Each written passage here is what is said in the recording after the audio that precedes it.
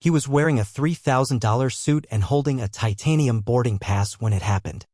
Inside the most exclusive lounge in the terminal, sleek with marble finishes and the soft hush of privilege, the concierge looked him dead in the eye and asked, without hesitation, if he was there to make a delivery. No shame. No irony.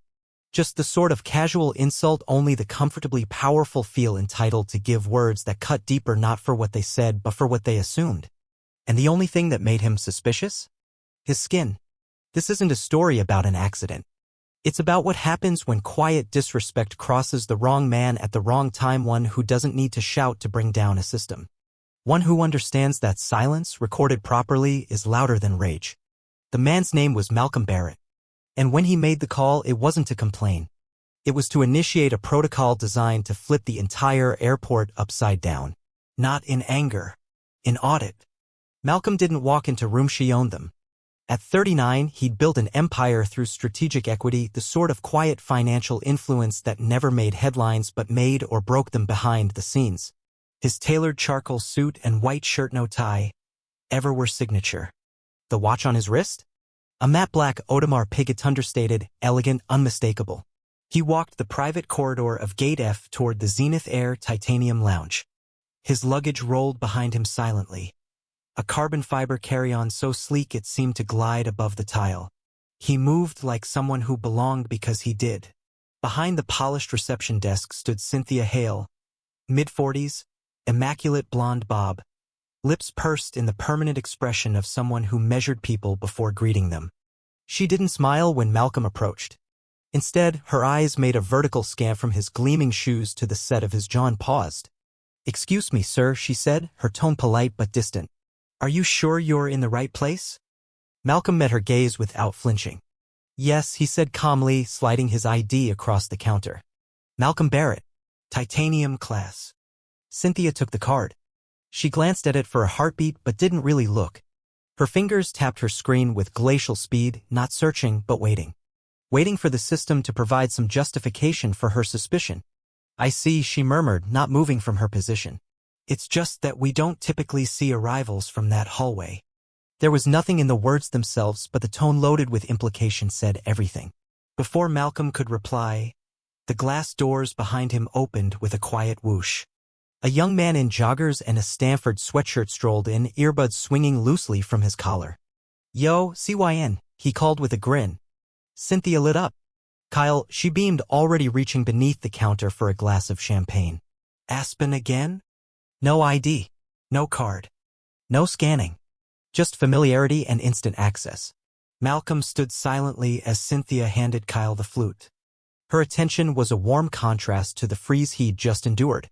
When she finally turned back to Malcolm, she was all business again. "All right," she said coolly. "You're cleared, Mr. Barrett." There was no apology. No acknowledgement of the double standard. Malcolm nodded once and entered. The lounge was cathedral quiet, glass walls spilling sunlight over cream leather chairs and polished hardwood. Staff floated silently, offering drinks and arranging napkins with choreography that bordered on invisible. He wasn't there for comfort. He was there to observe. It had already started. He walked past the bar. No one acknowledged him. No water. No welcome. Just the silent assumption that he didn't quite fit. Minutes later, Cynthia appeared beside his chair. "I'm so sorry to bother you, Mr. Barrett," she said, voice faux cordial. "But there's been an issue verifying your titanium card. Could you come back to the desk while we rescan it?" Malcolm looked up slowly. "Isn't this the same card I used here 2 weeks ago?" She kept her smile frozen. "Yes, but sometimes these things happen." Back at the desk, she was already tapping her screen again. "I've asked our internal security team to do a quick identity check. It's protocol when there's a flag." "A flag?" Malcolm asked. "We've had guests borrow credentials," she replied, carefully not saying what she meant. "The unspoken, guests like you." Just then, a middle-aged couple walked past the desk. The man flashed his phone in a blur and was waved through without breaking stride. A young woman in designer sunglasses followed, her champagne already being poured before she reached the lounge. No flags. No scans. Just access. Cynthia never looked up. Malcolm stood beside the wall like a statue, arms crossed, the corners of his mouth steady. Not angry, not surprised. Just watching. Eventually, the system blinked.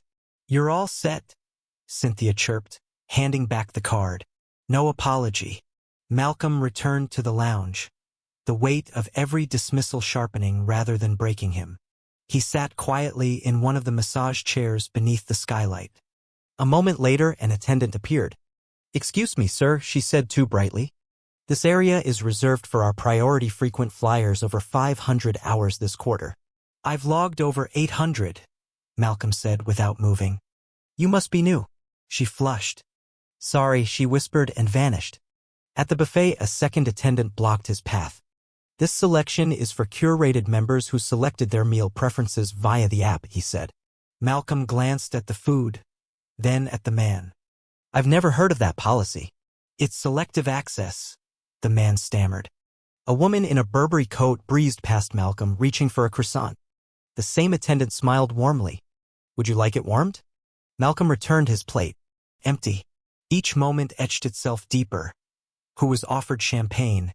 Who was overlooked? Who was greeted? Who was ignored? At one point, a man approached him directly. "You with one of the execs?" he asked. "Tech guy or private security?" Malcolm stared. "I fly solo," he said, voice cold.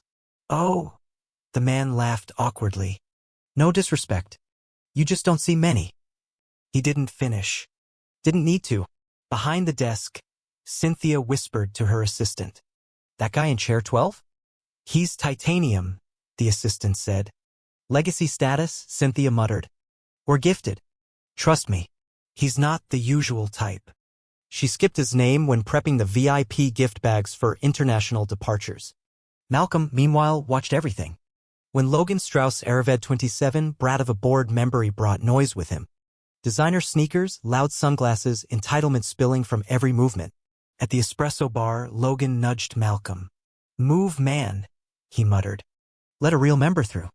Then he spilled white wine across Malcolm's shirt. "Oops," he said.